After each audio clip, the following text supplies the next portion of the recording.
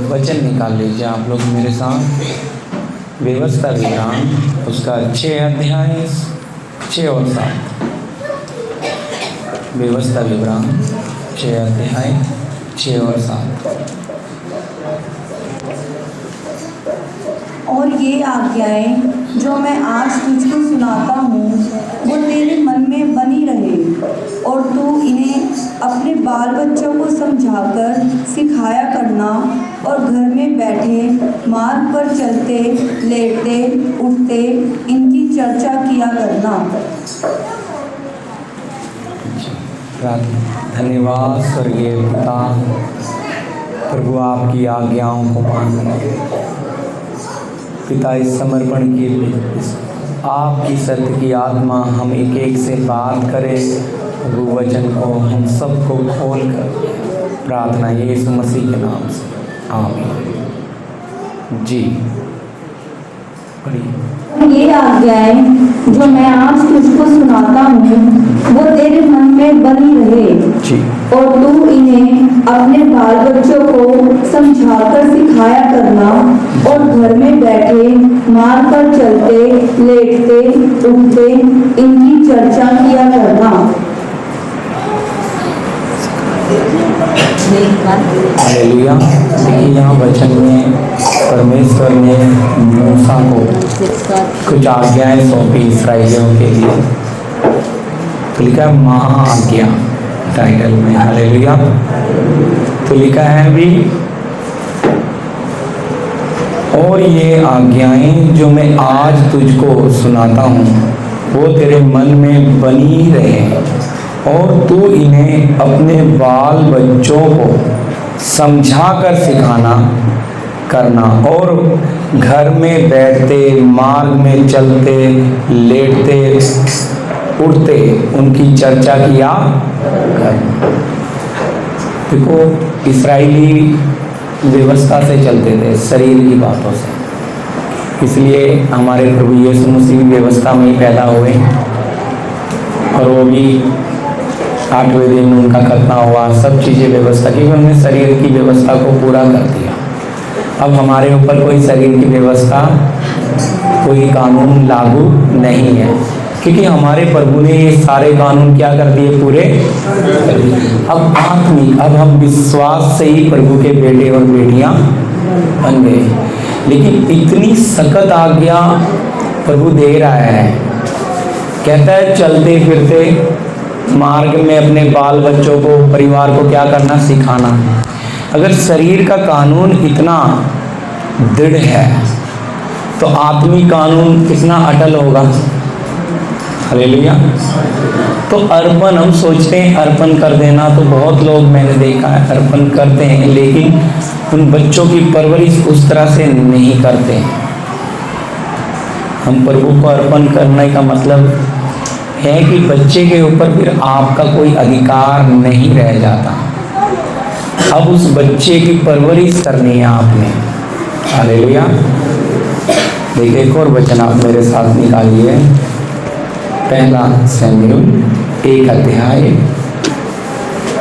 26 से 28 तक पढ़ दीजिए। यहाँ हन्ना के बारे में जो तो सुना होगा, लेकिन हम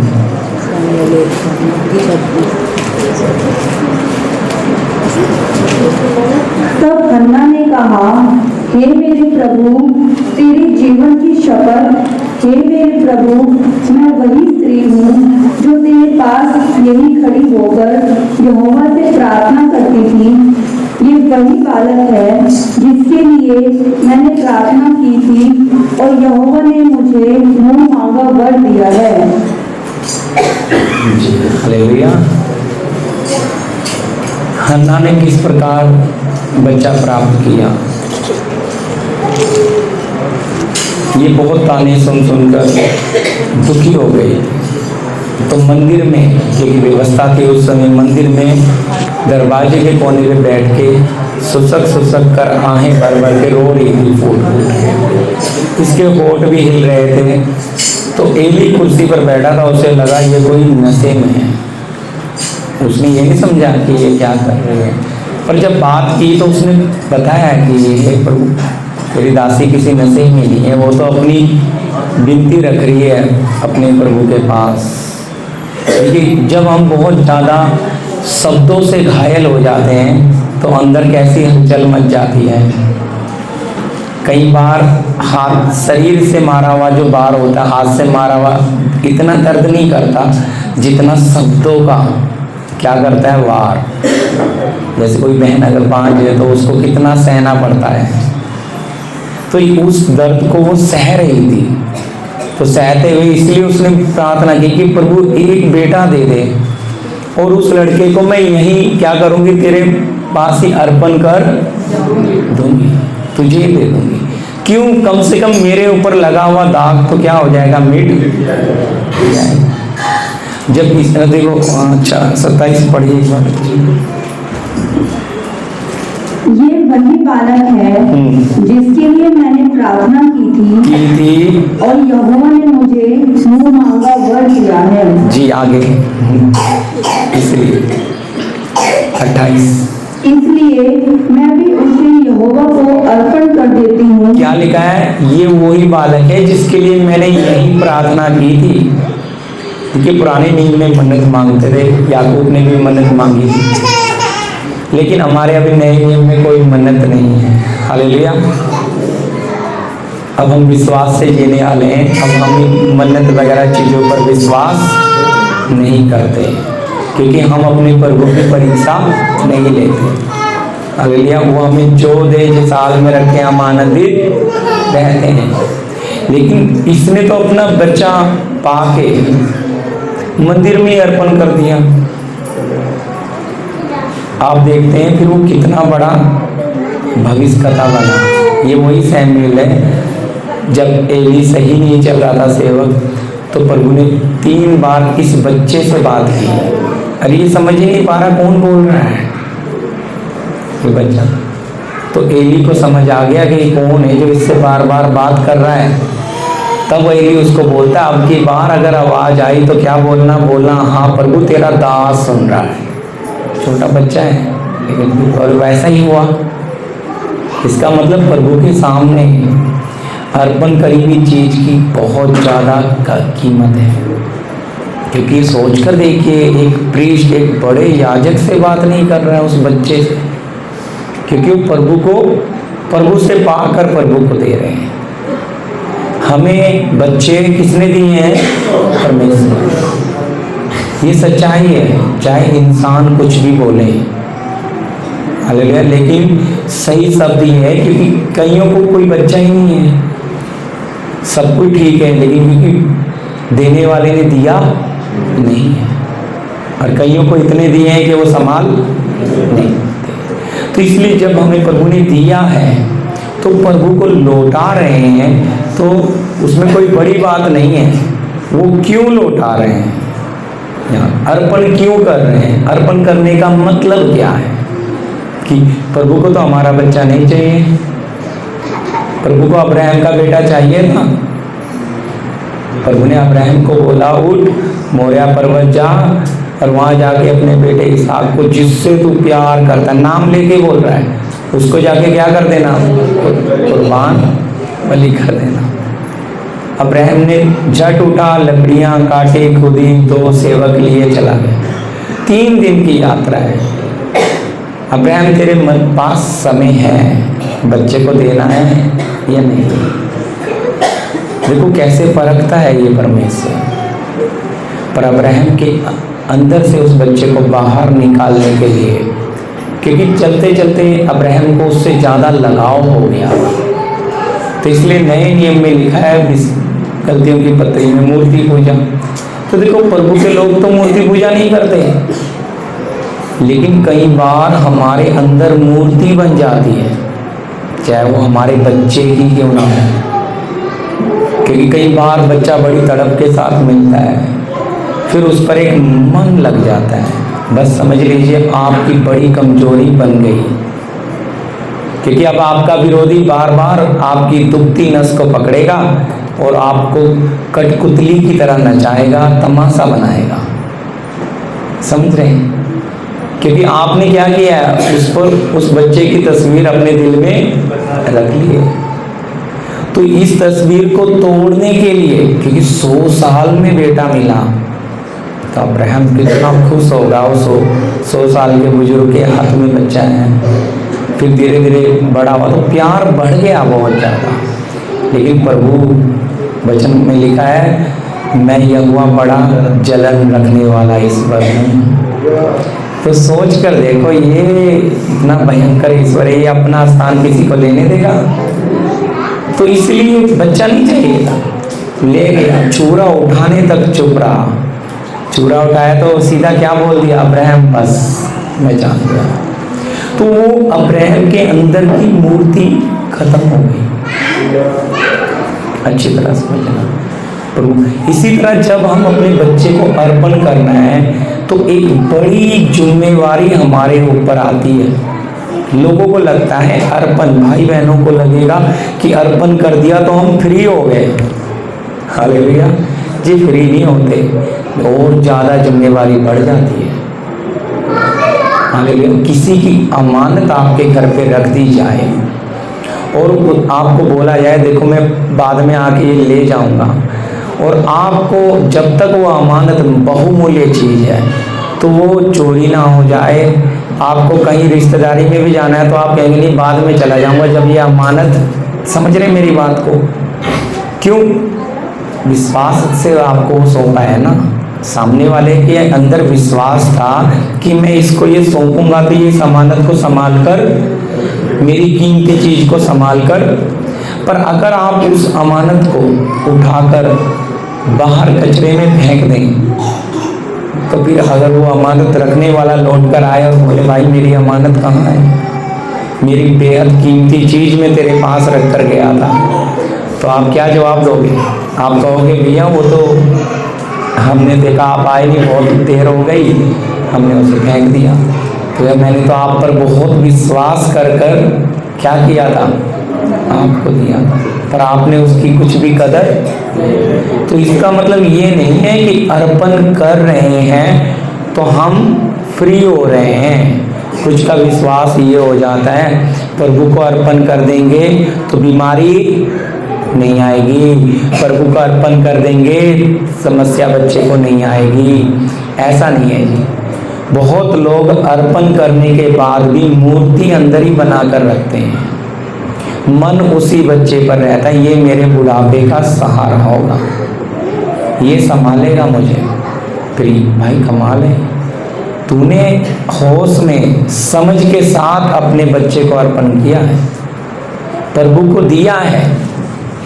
अब तेरा फर्ज ये है कि जब बच्चा आप इधर दे देते हैं सेवक को, तो सेवक प्रार्थना करके आपको रिटर्न करता है। वो रिटर्न इसलिए करता है कि अब ये प्रभु का हो गया। किसी को कोई सवाल हो तो पूछ लेना। ये बच्चा आपका प्रभु का हो गया, अब आपको परवरिश करने के लिए ये अनमोल चीज ये सौंपी जा रही है।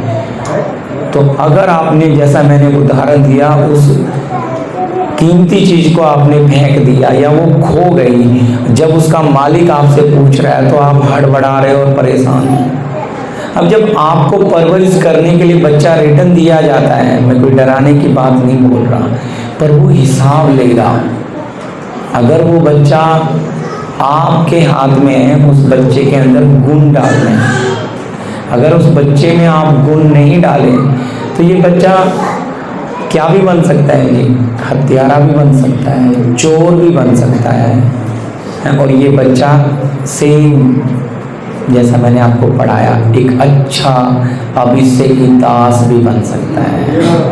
हन्ना ने कहा डाला, प्रभु तुझी को दे दिया है, ताकि देखो उसमें कितना अच्छा शब्द लिखा है जी। पढ़िए एक बार 28 पढ़ना जी।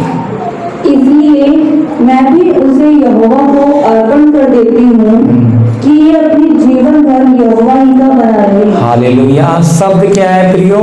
जीवन भर यहोवा ही का बना रहे। तो इसका मतलब है, फिर आगे मैं लूंगा वचन में कि हम बच्चों को ऐसा सिखाना है कि बुढ़ापे में भी उस रास्ते से ना फिरे। अभी आएंगे वचन, इसलिए मैं सोच रहा हूँ प्रभु की मर्जी रही तो जल्दी खत्म हो, लेकिन आप लोग ध्यान दीजिए। हालेलुया। ये देखो, हम इसकी गंभीरता समझ रहे हैं। वचन बेशक आपने पहले सुने हों, लेकिन गंभीरता पता होनी है कि हम जैसे देखो हम बपतिस्मा लेते हैं तो उसकी गंभीरता हमें पता होनी चाहिए, नहीं तो फिर पानी में नहा के आ जाने वाली बात होती है। इस तरह बच्चों को अर्पण कर रहे हैं तो उसका गंभीरता तो समझें। बस ये नहीं कि हम ईश्वरीय चंगाई में चल रहे हैं तो हम अपने बच्चों को भी अर्पण कर देंगे तो ये भी क्या हो जाएंगे, प्रभु इन पे भी अपनी कृपा रखेगा, क्योंकि ये प्रभु के हो जाएंगे। और फिर उसके बाद खूब उसको पढ़ाने में सब चीज़ में हम क्या करेंगे, जोर डालेंगे, अच्छा उसे कुछ कोर्स कराएंगे कि चलो आगे जाके अपने पैरों पे खड़ा रहेगा, पर हम उसे किस में नहीं, यहोवा के मार्ग में नहीं लगाएंगे। हालेलुया। भूल जाते हैं, फिर उसके ऊपर वही मन आ जाता है, नहीं भाई अब आप ही क्या हो, मेरी बुढ़ापे की लाठी आप ही हो। तो प्रभु को पता है, फिर प्रभु बराबर करता है, इस लाठी को बराबर तोड़ता है, क्योंकि इसके द्वारा हमारा भी विश्वास इस पे जाता है ना, अपने प्रभु पे जाना चाहिए। देखिए हमारा बल, हमारी ताकत, हमारा सब कुछ यीशु है।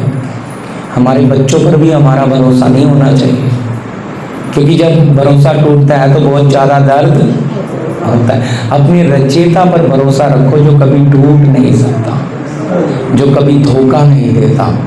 तो उस परमेश्वर के साथ अगर रखेंगे तो फिर इसका मतलब क्यों प्रभु यीशु ने बोला कि मैं परिवार में तलवार चलाने आया है, मैं सबको अलग करने आया।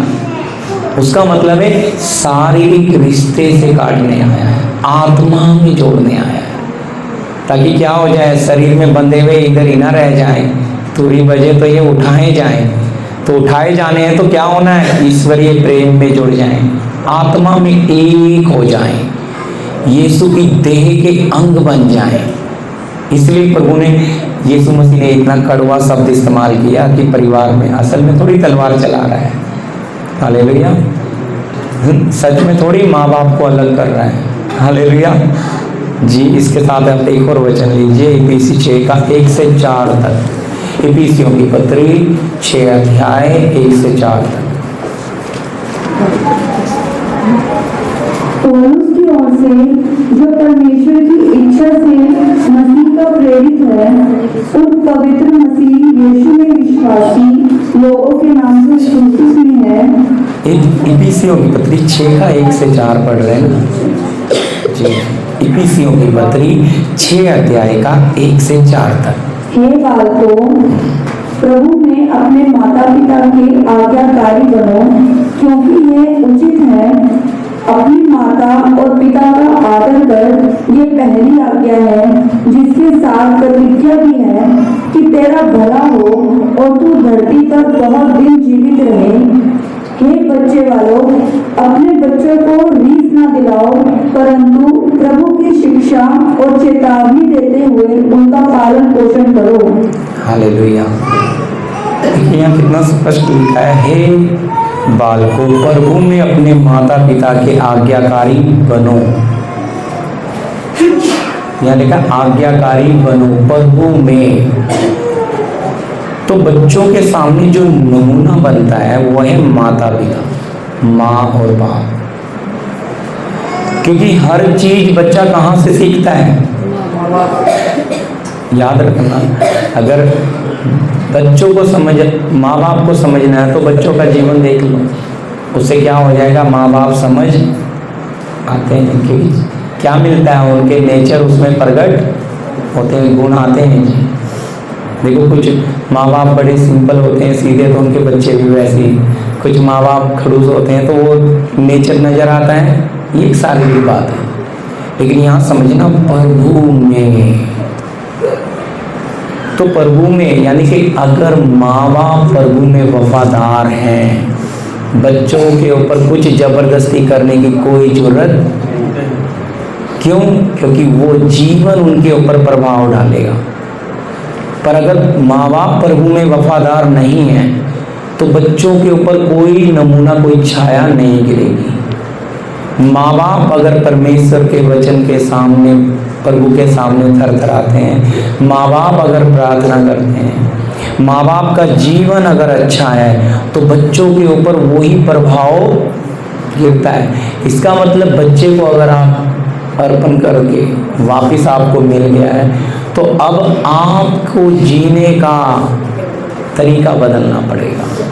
अब आपको कैसे बोलना है, कैसे चलना है, आपके बच्चों के साथ का आपका व्यवहार।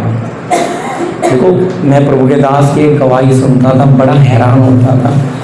वो बताते थे जब हमारे बच्चे कमरे में रहते तो हम नॉक करके उनको आवाज़ दे के जाते थे।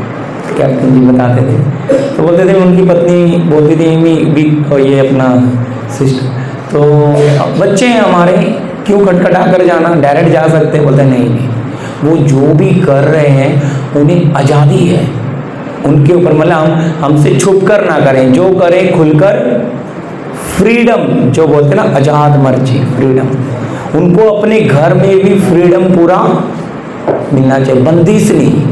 याद रखिए, हम किसी पे कुछ थोप नहीं सकते, कुछ समझ रहे, थोपने का मतलब समझते हैं, किसी के ऊपर जबरदस्ती नहीं कि नहीं करना है करना। उसके अंदर से वो चीज़ लाने के लिए इंतजार करें, सींचे उस चीज़ को। और सींचने के लिए क्या चाहिए? आपका जीवन। बच्चे बाद में हम क्या कर देते हैं, अरे प्रभु का अर्पण कर दिया तो अब क्या करेंगे, बस उन्हें अरे तुम प्रभु को सौंपे हुए हो, प्रभु के लिए जीना है, प्रभु के लिए करना नहीं जी नहीं।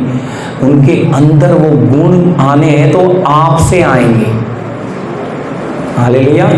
इसलिए कितना शब्द कितना क्लीन है, हे बालकों प्रभु में अपने माता पिता के आज्ञाकारी बनो। ये आज्ञाकारी कैसे बनेंगे? जब आपका जीवन एक प्रभावशाली होगा, आपका जीवन एक सच्चा और पवित्र और शुद्ध होगा।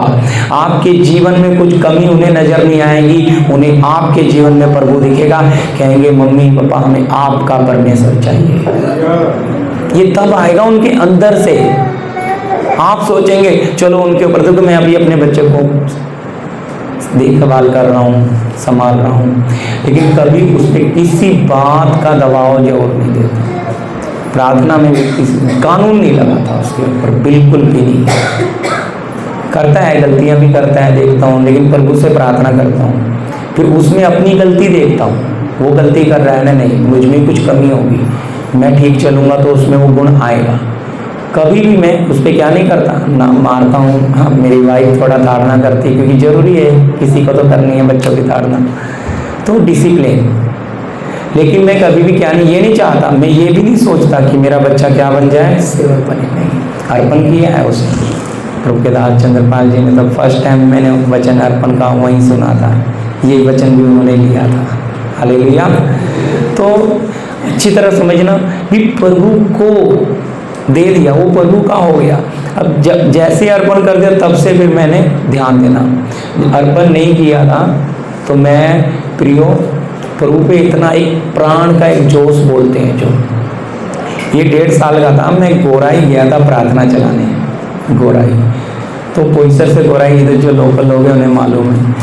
तो मैं इसको घर में ताला मार के टैब दे के चला गया, बोल के गया कि बेटा मैं आता हूँ प्रार्थना चला के। मैं मन में बोला प्रभु तेरे स्वर्गदूत तो हैं, इसे संभालेंगे। तो मैं चला गया, मैं मीटिंग करके गोराई का रिटर्न आ गया, ये खेल रहा था। मैंने ये बात शायद दीदी को बताई तो दीदी बड़ी गुस्सा, नहीं भैया नंदा सिस्टर है, वो बोली नहीं पास्टर ऐसा, वो बहुत छोटा बच्चा है, गैस है घर में, क्या क्या कुछ गिर गया, कुछ हो गया, बाहर से आप लोग लगा जा रहे हो, ऐसा मत करो। देखो अच्छी तरह समझना, ये मैं अपनी गलती भी क्यों बता रहा हूँ। हम प्रभु पर बहुत विश्वास करते हैं, अच्छी बात है विश्वास करना, लेकिन हमने क्या नहीं होना, केयरलेस है ना, हमारी गलती नहीं। जैसे अभी गए हफ्ते की बात है, संडे की, तो हम अपने बच्ची को लेके सलोनी को हम लिफ्ट से जा रहे थे, तो हमारे पास एक ये बजाने वाला स्पीकर था और एक सामान और था। तो मैं मेरी वाइफ को बोला ये सामान ले ले, तो ये लिफ्ट पे ऐसे टच हाथ करके खड़ी थी, तो ये पीछे मुड़ी और लिफ्ट खुली तो उसका हाथ अंदर ही चला गया। अब अंदर चला गया, लिफ्ट आधे में रुक गई और ओरियर ये मुड़ी हुई एकदम, हम देख रहे तो बच्ची इसने हाथ पकड़ के खींच के बाहर निकाला। तो इसमें क्या है, हमारी गलती है।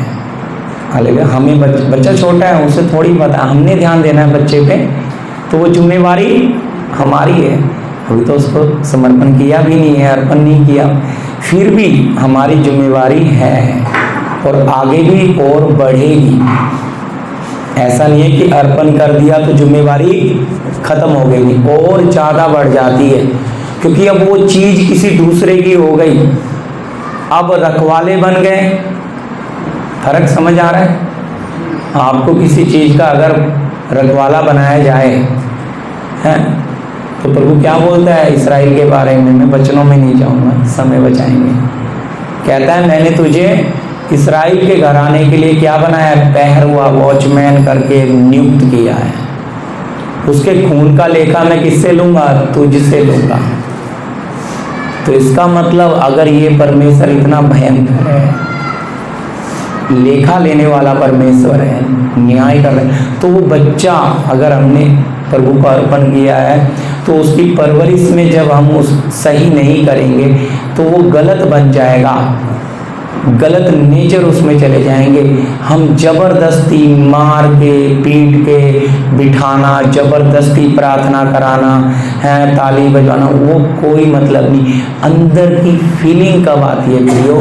जब माँ बाप के कहते हैं ना नेचर में से क्या गिरता है? प्रभाव। तो माँ बाप को देख के बच्चा कॉपी करता है। मैं आगे लूँगा, बड़े बच्चों का भी लूँगा, पर छोटे बच्चों का आप देखते हैं ना, बच्चों का ज़्यादातर क्या करते हैं माँ बाप का? अभी हम प्रार्थना, सलोनी अभी इतनी छोटी है लेकिन फिर भी प्रार्थना करने बैठ जाएगी तो बराबर अपना कोई भी कपड़ा लेके करती है, पर बोलना नहीं आता। ठीक है, उसने देखा ये चीज़ कि नहीं सब लोग सर पे कपड़ा लेते हैं तो मुझे भी लेना चाहिए। बस बुक पढ़नी आए ना आए, लेकिन बुक सामने रहेगी तो ताली बजानी है।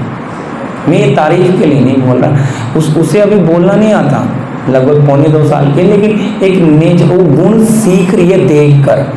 याद रखना, जो देखते हैं हम वही जीवन में हमारे ढलता है? हम प्रभु के दासों के साथ रहे हम, लेकिन उन्हें देख कर ही हमने बहुत कुछ सीखा है। उनके प्रचार से ज़्यादा हमने उनके जीवन से सीखा है। इसलिए मैं बोलता हूँ वो तो वचन था हमारे बीच में, जिंदा वचन, प्रभु के दास चंद्रपाल जी। तो हमने जिंदे वचन को छुआ, देखा, स्वाद लिया, इसलिए अब आनंद से भरे हैं कि वचन है। ओ हालेलुया, क्या बन गए थे वचन। तो इसलिए जीवन जो कर सकता है वो ज्ञान और बुद्धि और ताकत और कानून नहीं कर सकते। जीवन जो प्रभाव डाल सकता है, तो आपको अपने प्रभु के साथ क्या करना पड़ेगा? वैसा नमूना देकर जीना पड़ेगा, तब आपके बच्चे आपके आज्ञाकारी बनेंगे। हालेलुया। इसलिए फिर 4 में लिखा है, हे बच्चे वालों अपने बच्चों को रीस ना दिलाओ। मैं समय बचा रहा हूँ, समय और चाहिए था लेकिन समय बहुत कम है जी। हे बच्चे वालों अपने बच्चों को रीस ना दिलाओ, परंतु प्रभु की शिक्षा और चेतावनी देते हुए उनका पालन पोषण करो। अपने बच्चों को क्या ना बनाए? रीस का मतलब जिद्दी ना बनाए। जिद्दी, रीस का मतलब उनकी हर मन मर्जी में ना चलने दें। एक कानून, एक डिसिप्लिन में। अगर आप बच्चों को वैसे ही छोड़ दोगे तो बहुत खतरनाक है। इसके बारे में जब बच्चों का वचन आप सुनेंगे, नीति वचन में बहुत ताड़ना के साथ है। वो अपने माता पिता के लिए क्या बन जाते हैं? लज्जा का। तो डिसिप्लिन जरूर, हालेलुया। डिसिप्लिन कैसा? प्रभु के साथ का नज़दीकी, प्रभु में उन्हें सींचना है तो आपको ही तो करना पड़ेगा अपना जीवन। अब आप अगर उन बच्चों के सामने ऊंची आवाज़ से चिल्लाते हैं, आप झगड़ा करते हैं, तो बच्चे देख रहे हैं, बोलना नहीं जानते, उनके मन में कुछ बोया जा रहा है उससे। आपकी आपस की लेन देन की बातें बच्चों के सामने कर रहे हैं, तो ये बहुत फर्क गिरता है। उन्हें पढ़ाई करने दो, प्रार्थना कर, दुनिया से क्या लेना है? आप दुनिया उनके अंदर डालना। बेटा उनके घर क्या हुआ, वहाँ तूने कुछ सुना, वहाँ कुछ देखा, वो आंटी क्या कर रही? हम अपने बच्चों को स्मार्ट बनाते हैं, स्मार्टफोन भी है पर उससे भी स्मार्ट बनाते हैं। हर चीज़ की खबर देते हैं बच्चे हमें, पर ये नहीं देखते कि हम अपने बच्चों का भविष्य क्या कर रहे हैं? बर्बाद कर रहे हैं, क्योंकि हम उन्हें शैतान का एजेंट बना रहे हैं। हम बोलते हैं ना बच्चे तो प्रभु का क्या है। तो इन बातों से बच्चों का नेचर, फिर बच्चे ऋषि जिद्दी कैसे बन जाते हैं, क्योंकि आपकी भी बहुत गलतियां जानते हैं। अब बच्चे स्मार्ट हो गए हैं, क्यों हो गए? गलती आपकी, आपने उनके साथ बड़ों जैसा व्यवहार किया, बच्चों जैसा नहीं रहा। हालेलुया। बच्चों में वो एक गरिमा रखनी है अपने बच्चों के साथ, कि मतलब वो कहाँ है, फ्रीडम देना है, उसके साथ एक समय है। ये जब हम बना कर देंगे, उनके साथ डिसिप्लिन के साथ चलेंगे, तो उनके अंदर आज्ञाकारिता से हटने वाले नहीं हैं। आगे लास्ट लाइन में लिखा है, शिक्षा और चेतावनी देते हुए। अगर आप उन्हें सही मार्ग की शिक्षा नहीं देंगे, चेतावनी ताड़ना के साथ होती है। यानी कि जब हम अपने बच्चों को डांटते हैं गलती पे, हम छोटी छोटी बातों पे हंसते हैं, हम उनका बचपना देख के हंसते हैं, पर हम उसी समय अगर उनको, अब बच्चा कई बार मुंह पे बाप के थप्पड़ मार देता है, चाचा काका के मार देता है, तुरंत उसको मार देंगे तो हम हंस पड़ेंगे, अरे इतना छोटा थप्पड़ मार रहा है, भाई क्यों हंसे? उसे खराब करना है क्या? उसे बिगाड़ना है?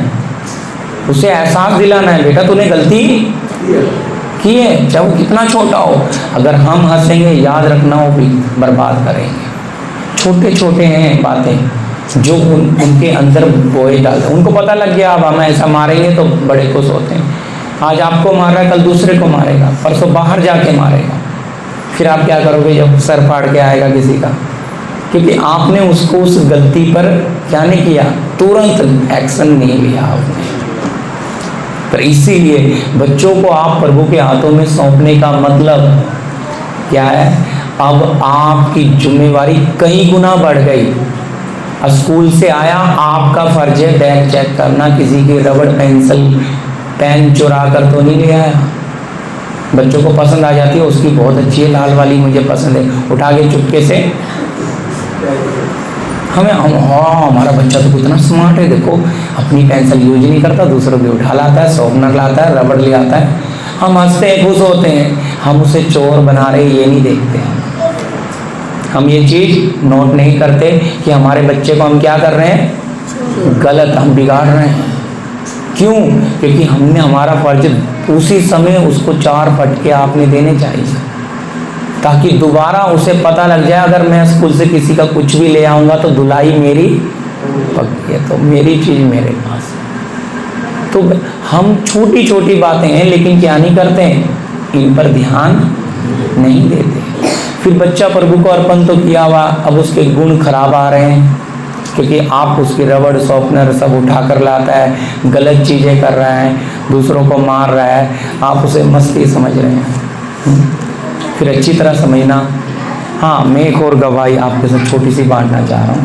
एक बार मैं मेरे घर पे आया तो हाँ, मेरे घर में एक वीडियो दिखा रहे थे बच्चे, तो सलोनी उसमें नाच रही थी।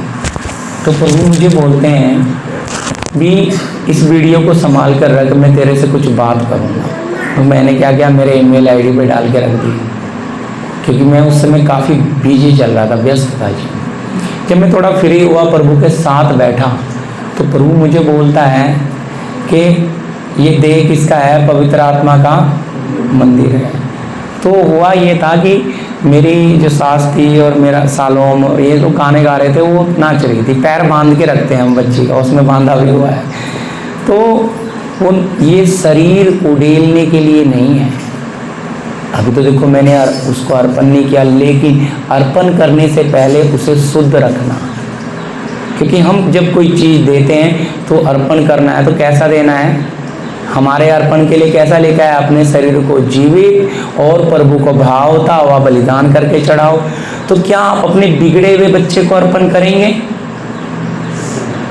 और सोचेंगे बिगड़े हुए को अर्पण करके कि प्रभु अब तुझे अर्पण कर दिया, अब ये क्या हो जाए, सुधर जाएगा? जी नहीं, ऐसा नहीं है। आप उसके लिए क्या करें, पहले से अर्पण करने से पहले ही आप क्या करें, उसके अंदर कानून बोएं, उसकी बात प्रभु को समझें। नहीं तो आप सोचेंगे भी बपतिस्मा लेने के बाद ये आदत छोड़ देंगे। नए लोग सोचते हैं जी, आप बाद में नहीं, फिर आप कभी नहीं छोड़ सकते। आपने प्रभु को जाना, उसी समय पता है ये बात गलत है तो छोड़ दें, ताकत लगाएं, उसमें लड़ें, उस बात से निकलने के लिए संघर्ष करें। पवित्र आत्मा की सामर्थ्य, आत्मा की शक्ति के द्वारा उस आदत पे जय मिल सकती है। लेकिन हमारे अंदर एक विचार आता है, नहीं नहीं क्या कर लेंगे हम इसके ऊपर आराम से थोड़े दिनों में हम या बपतिस्मा लेने के बाद जय पा लेंगे। नहीं, कभी नहीं पाते। फिर हम उस चीज़ के गुलाम बने रहते हैं पानी में बपतिस्मा लेने के बाद भी, क्योंकि पहले नहीं हम उससे जीत पाए तो फिर बपतिस्मा लेने के बाद क्या जीतेंगे। यही हालत इधर है। अगर हम पहली बच्चों के अंदर डिसिप्लिन नहीं डाल रहे हैं, फिर हम ये बोलते हैं हमारे बच्चा बहुत जिद्दी है। वो जिद्दी क्यों? क्योंकि आपने उस पर ज़्यादा मन लगा लिया, आपने उससे अच्छे से अच्छा पालन पोषण दे दिया। ज़्यादा सुख भी इंसान को बिगाड़ देता है। देखिए, मैंने ये नहीं कह रहा कि हमने भी अपने बच्चों में डिसिप्लिन रखा तो बहुत चीज़ों के लिए क्या किया है, होकर भी चीज़ बच्चों को नहीं दी। कई बार हम क्या करते हैं, बच्चों को बोल देते हैं नहीं, थोड़ी देर में बच्चा जिद करता है, उसके बाद बोलते हैं चलो ले आओ। बस अब बच्चे को पता लग गया, फिट हो गया उसके ब्रेन में कि जिद करो मिल जाएगा। नहीं का मतलब होता है फिर नहीं। ये सख्त हो अपने बच्चे के साथ, तब आपको पता लगेगा। नहीं तो अगर सख्त नहीं होंगे तो ये वही होगा, फिर जिद्दी बनेगा। ये आपने आज्ञाएं आपने डालनी है। फिर वो बच्चा जब बिगड़ जाएगा फिर किसकी गलती है उसमें? आप माँ बाप की पूरी भूमिका होती है बच्चे को बिगाड़ने में। इसीलिए तो लोग बोलते हैं ना, माँ बाप के ऊपर उंगली उठाते हैं, फलाने का बेटा, फलाने की लड़की। किसका नाम आता है जब कुछ गलत होता है, और कुछ अच्छा करता है तो किसका नाम रोशन होता है? देखो फलाने के बच्चे बहुत अच्छे हैं। सच है कि नहीं बोलिए? तो इसी तरह अगर हमारा बच्चा अच्छा करेगा तो माँ बाप का, तो फिर इसका मतलब माँ बाप को भी तो उस बात के लिए मरना पड़ेगा। वो गुण बच्चे के अंदर लाने के लिए हमें जीना पड़ेगा। अगर हम ही जीने को तैयार नहीं तो बच्चे के अंदर क्या कोई चमत्कार डाल के आ जाएगा गुण? नहीं आएंगे जी। अगला वचन भी लीजिए, कुलुसी 3:20-21 में जल्दी खत्म करने के 2-3 वचन और हैं। हे बालकों, सब बातों में अपने अपने माता पिता की आज्ञा का पालन करो, क्योंकि प्रभु इससे प्रसन्न होता है। देखिए यहाँ पे लिखा है, हे बालकों सब बातों में अपने अपने माता पिता की क्या करो? आज्ञा का पालन करो। हम बोलते हैं ना हमारे बच्चे बड़े आज्ञाकारी हैं, मतलब जैसे बोल दिया वैसे। इशारा, कुछ माँ बापों के बच्चे सिर्फ इशारा समझते हैं, उन्हें इशारा कर दिया बस। मतलब कितना अच्छा डिसिप्लिन होगा जो बच्चे क्या समझ रहे हैं अपने माँ बाप का इशारा। सोचो क्या ये देखो, ये कोई कानून नहीं लगा रहे हैं बच्चों के ऊपर, मतलब ये आगे जाके पता लगेगा इसका फल, इसका प्रतिफल आगे भी। हे बच्चे वालों, अपने बालकों को तंग ना करो, ना हो कि उनका साहस टूट जाए। जी देखो, यहाँ पे दोनों के बारे में लिख दिया है। अभी बच्चों को भी आज्ञा दे रहा है क्या बने, अपने आज्ञाकारी बने। और क्या यहाँ बड़ों को भी बोला जा रहा है अपने बच्चों को क्या ना दिलाए, रीस है। तो इसका मतलब आप जब जिएंगे तभी बच्चों के अंदर वो गुण आएगा। अगर आप जिएंगे नहीं तो बच्चे कैसे बनेंगे? अपनी मन मर्जी के मालिक नहीं सुनेंगे वो। फिर वो आपके ऊपर भी पलट कर बोलने में कोई डर नहीं आएगा उन्हें, क्योंकि उन्हें पता है हमारे माँ बाप में कोई डर। फिर हमें दुख होता है, यार ये तो हमारा ही गुण है, हमारी छाया, हम ऐसे थे तो आज हमारे बच्चे भी। और फिर वो का बात आती है, जैसा बोओगे वैसा काटोगे। ये गुण आते हैं बाहर जी।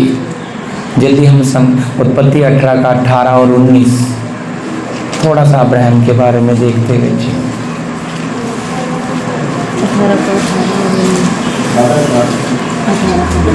जी अब्राहम से तो निश्चय एक बड़ी और सामर्थ्य जाति उपजेगी, और पृथ्वी की सारी जातियां उसके द्वारा आशीष पाएंगी। जी, क्योंकि मैं जानता हूँ कि मैं अपने पुत्रों और परिवारों को जो उसके पीछे आज्ञा देगा कि वे यहोवा के मार्ग में अटल बने रहें और धर्म और न्याय करते रहें, ताकि जो कुछ यहोवा ने अब्राहम के विषय में कहा है उसे पूरा करें। हालेलुया। देखिए कितना स्पष्ट लिखा है यहाँ पे। अब्राहम तो निश्चय एक बड़ी और सामर्थी जाति उपजेगी और पृथ्वी की सारी जातियां उसके द्वारा आशीष पाएंगी। उसके क्योंकि वो, मैं जानता हूँ कि वो अपने पुत्र और परिवार, ध्यान से सुनिएगा जी, अपने पुत्र और परिवार को जो उसके पीछे रह जाएंगे आज्ञा देगा कि वो यहोवा के मार्ग पर अटल बने रहें। मतलब मार्ग, रास्ता सही कौन दिखाएगा? यहाँ लिखा है इतना अपने पीछे परिवार वालों के लिए। हमारा जीवन ही हमारे बच्चों के लिए क्या बनता है? एक आदर्श बनता है, एक चाल चलन। अटल, अटल का मतलब है इतना दृढ़ हो जाता है, छप जाता है ये प्रिंट। इसीलिए तो देखो हम बोलते हैं अब्राहम, याकूब, इसहाक, पोते का भी नाम आता है ना। कहाँ? क्यों? इतने मजबूत थे, उसी चीज में अटल बने रहे। आगे लिखा है और धर्म और न्याय करते रहें, ताकि जो कुछ यहोवा ने अब्राहम के विषय में कहा है वो पूरा करें। तो मार्ग मतलब हमें सही और गलत में अपने बच्चों को बिल्कुल निपुण, जैसे मैंने छोटी छोटी बातें बताई हैं, बिल्कुल बैग चेक करना, ये सब चीज़ें तो प्रभु के दास भी सिखाते थे। मैं कोई नया नई चीज़ सिखा रहा हूँ, हालेलुया। लेकिन यही है, मतलब हमें हमारे ऊपर एक बड़ी जिम्मेवारी आती है कि हमारे बच्चों के अंदर हमने छोटे छोटे गुण डालने, बस वो डालते जाएं, बाकी कुछ नहीं। हम उन्हें ये ना सोचे हम इनमें आज पूरा बाइबल भर देंगे। कुछ लोग हैं बहुत ज़्यादा बच्चों को बाइबल, ठीक है अच्छी बात है, पढ़ना चाहिए, बाइबल तो बहुत पढ़ लेते हैं, वचन बहुत याद हो जाते हैं, लेकिन जीवन में कुछ भी दिखता।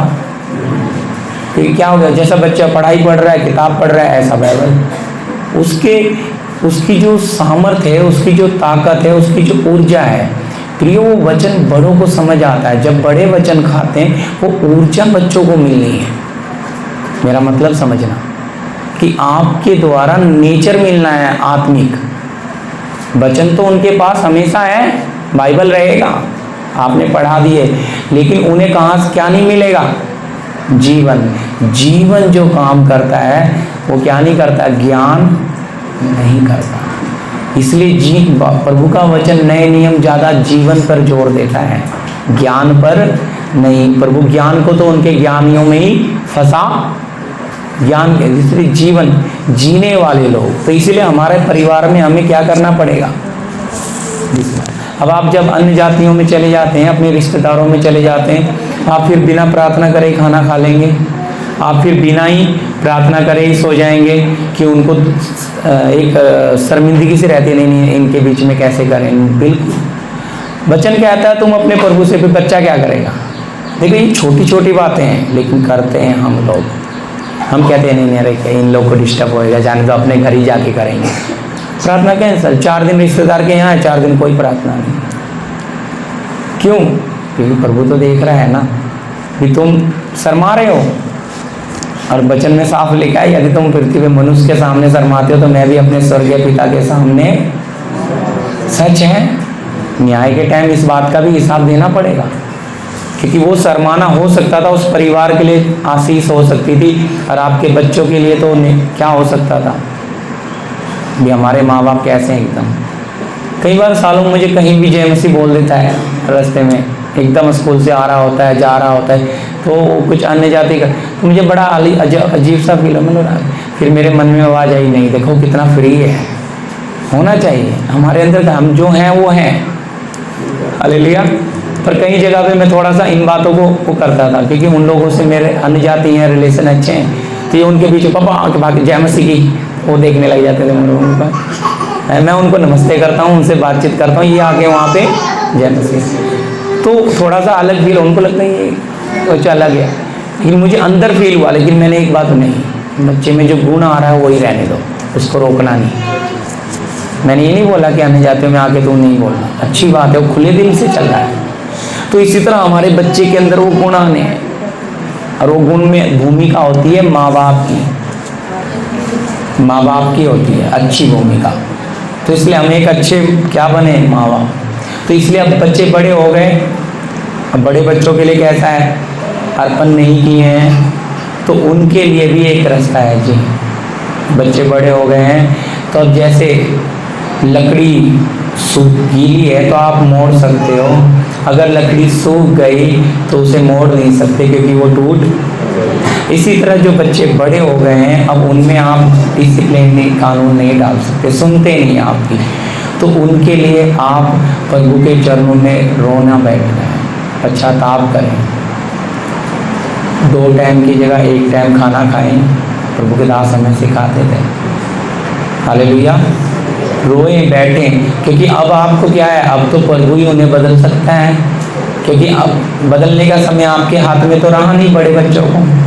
तो उनके लिए अभी आपको क्या करना है, आपको क्या करना पड़ेगा, अब उतना आंसू बहाना। जैसे गलती छोटी है तो पश्चाताप बड़ा होता है ना, तो कितने समय तक उस फूल कर उपास रख रखता है, सालों सालों भी लग सकते हैं, तब शायद प्रभु आपकी प्रार्थना सुनकर। देखो हन्ना की सुन ली तो हमारी भी सुनेगा। हालेलुया। तो तब वो भी बदल सकता है, क्योंकि प्रभु के लिए कुछ भी असंभव नहीं है। तो इसलिए हमें उसके लिए क्या करना पड़ेगा, फिर उसके ऊपर कोई कानून ना लगे, जबरदस्ती ना थोपे, फिर क्या बनेगा। इसलिए पढ़ा है, बच्चे वालों अपने बच्चों को रीस ना दिलाओ, ना हो कि उनका साहस टूट जाए, क्योंकि आपकी जबरदस्ती, आपका दबाव उनको बर्बाद कर देगा, क्योंकि उनके अंदर वो फीलिंग नहीं है जो आप उन पर थोपना चाहते हो। आप उनको जबरदस्ती कलीसिया में ला रहे कि आ जाओ क्योंकि शादी हो जाएगी, बुरा नहीं मानना, पर उनके अंदर वो फीलिंग नहीं है।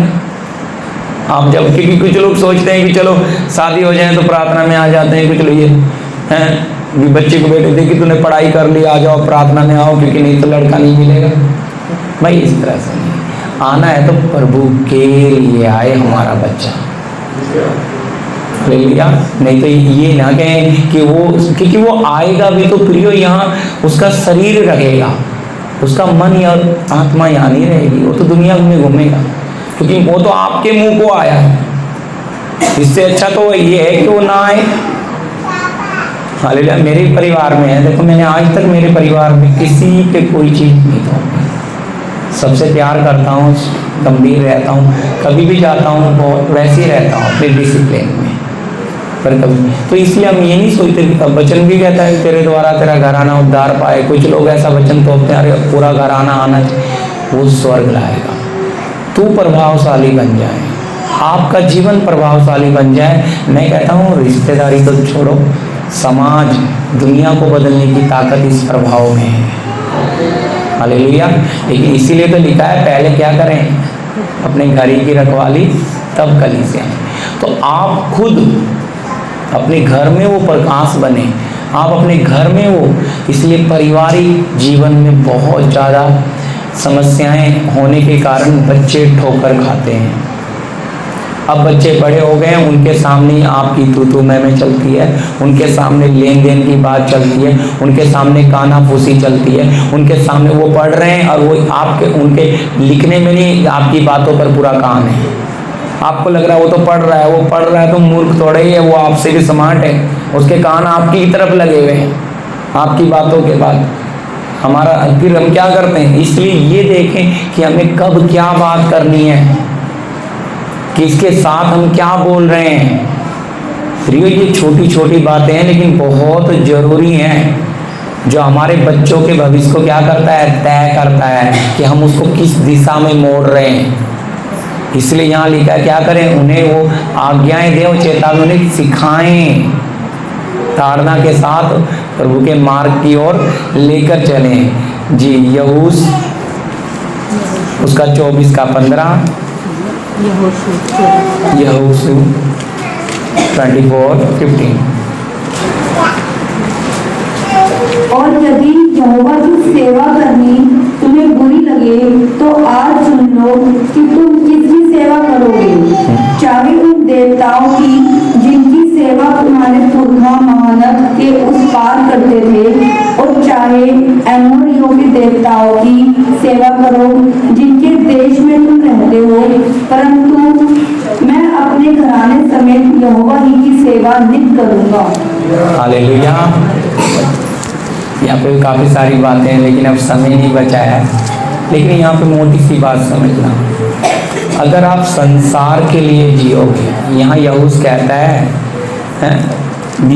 यहोवा की सेवा करनी तुम्हें बुरी लगे तो आज चुन लो कि तुम किसकी सेवा करोगे, चाहे देवताओं की जिन और यदि यहोवा की सेवा करनी तुम्हें बुरी लगे तो आज चुन लो कि तुम किसकी सेवा करोगे, चाहे उन देवताओं की जिनकी सेवा तुम्हारे पुरखा महानद के उस पार करते थे। बस इधर रुक जाइए। कहाँ लिखा है? यहूस बहुत पीछे की बात बोल रहा है, क्योंकि अब्राहम उसके सब क्या करते थे, परात महानंद के उस पार क्या करते थे, ये उपासना दंडवत करते थे।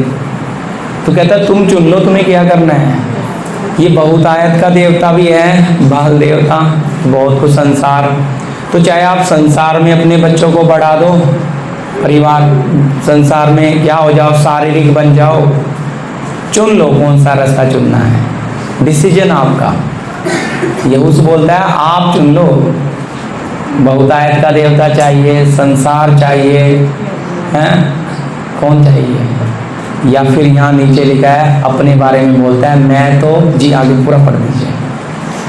और चाहे एमोरियों के देवताओं की सेवा करो जिनके देश में तुम रहते हो, परंतु मैं तो अपने घराने समेत यहोवा ही की सेवा नित करूंगा।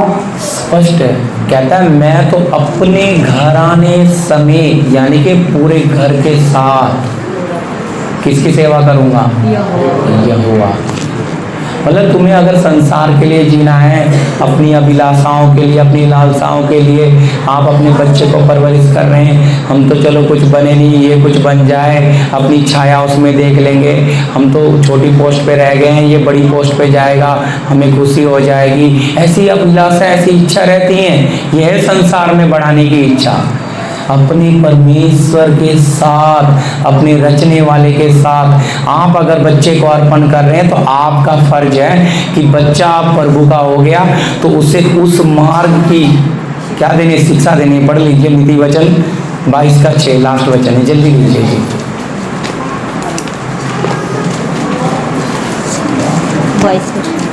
लड़के को उसी मार्ग की शिक्षा दें जिनमें उसको चलना चाहिए, और वह बुढ़ापे में भी उससे ना हटेगा। हालेलुया। देखिए यहाँ पे लिखा है लड़कों को उसी मार्ग की क्या दें, शिक्षा दें जिसमें उसे चलना, बुढ़ापे में भी उस बात से पीछे नहीं हटेगा। बहुत गहरी सोच कर देखो, बच्चे की उम्र में आपने उसमें बोया है, बुढ़ापे में भी उस रास्ते पे अटल बना है, बोया कैसे होगा। हालेलुया। इसलिए हम संसार में अपने बच्चों को ना बढ़ाएं, अपने प्रभु में बढ़ाएं। हालेलुया। हमारा ज़्यादा जोर हो पे अपने बच्चों के साथ क्या करें, एक अलग समय बिताएं, उन्हें प्रभु में बढ़ाएं, उनके साथ कैसा व्यवहार रखें, बिल्कुल करीब, फ्री, ताकि आपका बच्चा, आपकी बेटी बेटा आपसे खुलकर सब बातें कर सकें। बोलते ना जैसे भी बाप की चप्पल बेटे के पैर में आ जाती है तो फिर वो क्या हो जाते हैं, बाप बेटे नहीं रहते, मित्र बन जाते हैं। हालेलुया। एकदम करीबी से रिश्ता हो जाता है। बेटी तो कैसे हो जाता है, सहेली के जैसे, सब बातें आपस में शेयर, तो वो बहुत जागरूक हर चीज़, क्योंकि माँ बाप के पास क्या है, उनके बाल ऐसे नहीं पक गए हैं, उनके पास क्या अनुभव है जो आपके काम आएगा। बेशक वो हो सकता है वो अनपढ़ हो, पढ़े लिखे ना हो, इसलिए लिखा है प्रभु में अपने माता पिता की आज्ञा का पालन। पर हम क्या कर रहे, तो अनपढ़ है, इन्हें क्या पता, आज की दुनिया अलग है, आज का सब अलग है, तो उन्हें हम क्या समझते हैं।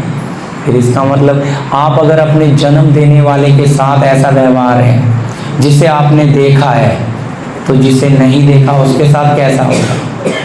इसलिए हमारे जीवन में छलकता है अगर जन्म देने वाले को हम बहुत प्रेम कर रहे हैं तो जिसने हमारी आत्मा प्राण बनाया आत्मिक पिता को कितना कर सकते हैं। तब प्रभु हमें जमता है प्रियो, हमारे बच्चों को तब हमारी परवरिश के बाद प्रभु अपने हाथों में लेता है, क्योंकि उनमें गुण प्रकट होते हैं तो प्रभु कहता है ये चाहिए मुझे। हालेलुया। इसलिए गुण डालना, नेचर डालना। तो बच्चों को अगर आप अर्पण कर रहे हैं तो फिर वो बच्चे किसके हो जाएंगे अब हैं? तो कौन से मार्ग की शिक्षा? अब क्या सोचेंगे कि ये बुढ़ापे की सहारे की लाठी बनेगी? क्या सोच, अब तो ये क्या है? अब प्रभु का है तो प्रभु के लिए, प्रभु में बढ़ेगा, आपके अंदर हर्ष आएगा, खुशी आएगी, आप बहुत, आपको कोई घटी नहीं रहेगी। देखो दीदी ने वचन पढ़ाया, अगर सारा संपत्ति धन दे भी दे तो भी वो किसके सामने, प्रेम के सामने तुच्छ गिना जाएगा। मतलब यीशु मसीह कहता है एक व्यक्ति पूरे संसार को, जगत को प्राप्त करे और अपने प्राण की हानि उठाए तो क्या लाभ है। हालेलुया। इसलिए प्रभु का धन्यवाद देता हूँ इन वचनों के साथ। अभी जो भाई बहन हैं जिन्होंने अपने बच्चों को प्रभु को अर्पण करना है वो इधर लेकर आ सकते हैं, तो उनके लिए प्रार्थना करेंगे।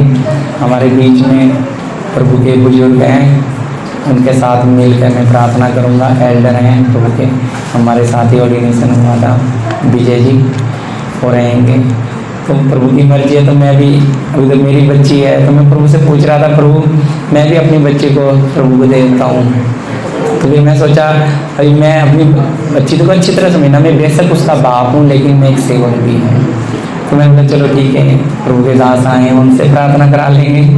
हालेलुया। जब सब बच्चों का हो रहा है तो हमारे बच्चे का भी हो जाए। तो लेके अपने अपने बच्चों को आप इधर आ सकते हैं जल्दी जी। प्रार्थना करेंगे फिर उनके लिए जी। प्रभु के दास धन्यवाद प्रभु ने, देखिए ये बहुत समय से ये लोग इंतजार कर रहे थे बच्चों के अर्पण के लिए। 2 साल से ये हमारी प्रार्थना चल रही थी। ये इसलिए बच्चे इस बार इतनी ज़्यादा हैं ये, क्योंकि मैंने सबको होल्ड रखा। आज प्रभु ने मौका दिया, बहुत लोगों की मन की तैयारी है और अब वचन सुन के भी कुछ लोगों का मन तैयार हुआ है। हम इधर बच्चों के आगे प्रार्थना करते रहेंगे। तो कोई अर्पण करता हूँ मैं, जो कुछ है मेरा, जो कुछ है मेरा, प्रभु यीशु तेरी बेटी देगी। नंबर 191 जी आप गा सकते हैं, क्योंकि इधर उधर ध्यान ना हो। हम एक बच्चों के हाथ रख के प्रार्थना करने, फिर हम उनके माँ बाप को सौंपते जी। शुरू करें।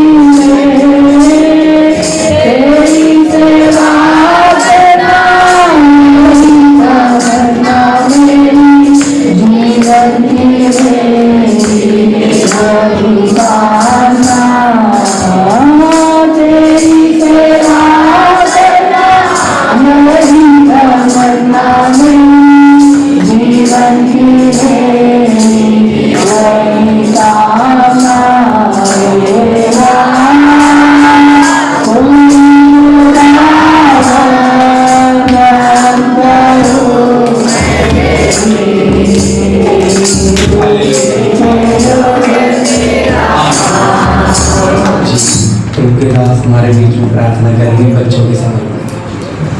हमारे स्वर्गीय पिता प्रभु धन्यवाद देते स्वर्गीय पिता इस सौभाग्य के लिए पिता तेरे बच्चे प्रभु अपने बच्चों को प्रभु जो छोटे बच्चे तेरी नैनी भेड़ मेरे प्रभु आपने भेड़ कहा मेरे प्रभु जैसे हन्ना ने प्रभु अपने बेटे को अर्पण किया पिता इतना बड़ा दास बना प्रभु इतना हक दे दिया प्रभु राजाओं को बनाने का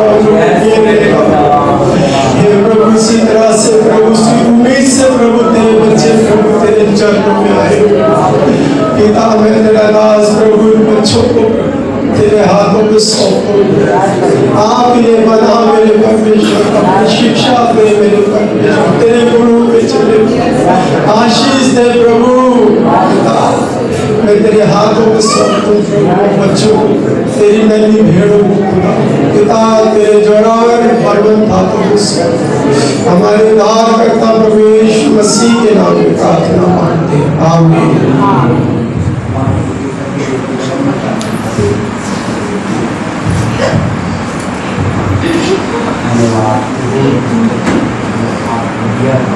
हम धन्यवाद देते हैं उनके माँ बाप को फिर से अभी की जिम्मेवारी है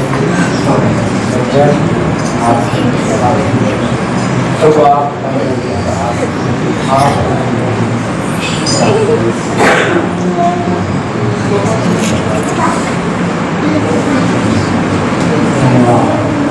धन्यवाद सभी के माँ बापों ने अपनी जिम्मेवारी से प्रभु इस बच्चे को दिया है। अब इनकी जिम्मेवारी है प्रभु इन्हें संभाले प्रभु इसकी रखवाली करे परवरिश करे प्रभु इन्हें आपका मार्ग यीशु मसीह के नाम से धन्यवाद विनती करते हैं स्वर्गीय पिता ये माँ बाप लेकर आए हैं और इनके लिए भी विनती करते हैं प्रभु ये आदर्श प्रभु ताकि इन बच्चों में गुण आ जाए आप प्रभु हम ही वापस तो आप आपके मार्ग में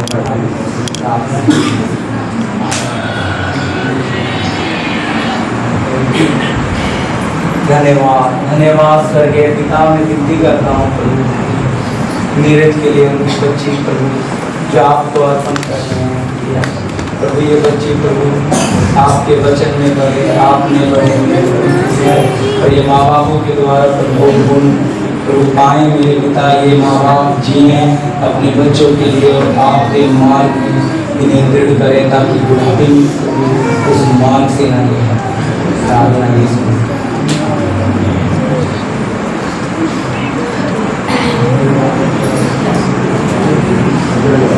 ये हाथ दोनों पे रखते हैं। धन्यवाद प्रभु हम इन बच्चों के परमेश्वर जो आपको प्रभु ये अर्पण किए जा रहे हैं इन माँ बाप ने प्रभु अपनी समझ से आपके प्रभु हाथों में प्रभु आज से प्रभु ये बच्चे आपके हो गए हम इन बच्चों को वापिस माता पिता को लौटा रहे हैं ताकि प्रभु अब इनके जीवन में ये गुण और मार्ग आपका प्रभु इन्हें आपके मार्ग की शिक्षा दे प्रार्थना यीशु मसीह धन्यवाद प्रभु इन बच्चों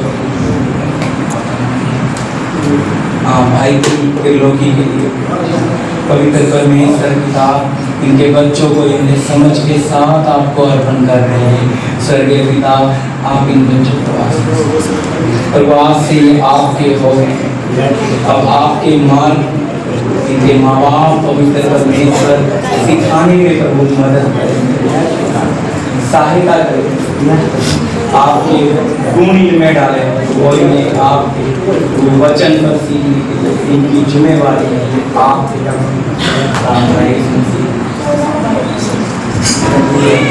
माता पिता लेकर आए हैं तो अर्पण करने के लिए स्वर्गीय पिता आपके बच्चा को आपने माता पिता का फर्ज है कि वो आपके मार्ग की शिक्षा क्योंकि आप इनसे हिसाब लेंगे मेरे पर ये लेखा इन्हें देना पड़ेगा क्योंकि आप ये इनके आपका हो।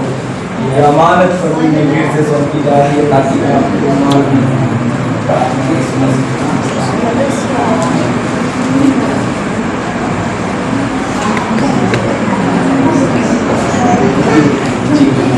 धन्यवाद स्वर्गीय पिता। ये माता पिता अपनी मर्जी से प्रभु इस बच्चे को आपको अर्पण करने के लिए लेकर आए। स्वर्गीय पिता हम विनती करते हैं ये बच्चा आपने पढ़े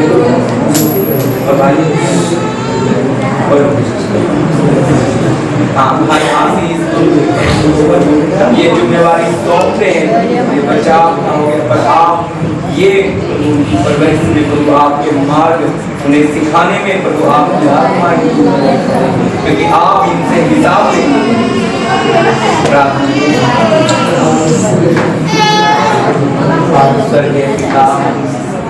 प्रभु इन बच्चों की प्रभु इनके माता पिता लेकर आए हैं प्रभु आप पिता इन बच्चों को अर्पण कर रहे हैं प्रभु आप हम इन बच्चों को प्रभु इनके माता पिता को प्रभु वापिस अब इनका फर्ज है प्रभु इन्हें आप में पढ़ाने के लिए क्योंकि इनका हिसाब प्रभु आप इन बच्चों का इनसे ये आपके हो गए आपके मार्ग में सिखाने के लिए प्रभु आपकी आत्मा की प्रार्थना ये इस मसीह आश्चर्य परम वरदान ये माता पिता अपनी मर्जी से बच्चों को आपकी हाथों में प्रभु आपके हाथों में बच्चों को सौंपते हैं। आज से प्रभु ये आपके हो गए हैं। हम धन्यवाद देते हैं और माता पिता के लिए विनती करते हैं प्रभु इन्हें ये बच्चे वापस लौटाते हुए पवित्र परमेश्वर प्रभु आपने प्रभु ये बच्चों की परवरिश करें और आप में बढ़ाएं क्योंकि आप इनका लेखा इनसे लेंगे प्रभु ये हिसाब इन्हें देना पड़ेगा। अब ये इनके नहीं प्रभु आपके हो आप आपके पवित्र हाथों में प्रार्थना यीशु मसीह के नाम से आमीन।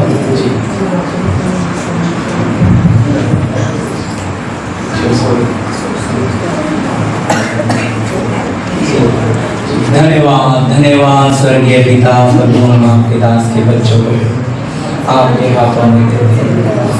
पवित्र परमेश्वर आपने प्रभु आपका दास प्रभु परिश्रम कर रहा है सेवा और आज प्रभु उन्हें मौका मिला है अपनी सो इच्छा से उनकी पत्नी के साथ प्रभु आपके चरणों में बच्चों को अर्पण कर रहे हैं। पिता आज से ये बच्चे आपके हो गए पिता पवित्र परमेश्वर प्रभु आपका बड़ा अनुग्रह इनके जीवन में आपकी आत्मा इन्हें चलाए और प्रभु हम विनती करते हैं प्रभु इस माता पिता के लिए प्रभु ये बच्चे पवित्र परमेश्वर आपके पद चिन्हों पर आपके प्रभु गुणों में बढ़ने के लिए माँ बाप नमूना बने आदर्श बने मेरे पिता इनकी जिम्मेवारी है प्रभु क्योंकि आप अपने प्रभु इनसे हिसाब इन बच्चों का लोगे। प्रार्थना यीशु मसीह के नाम से आमीन।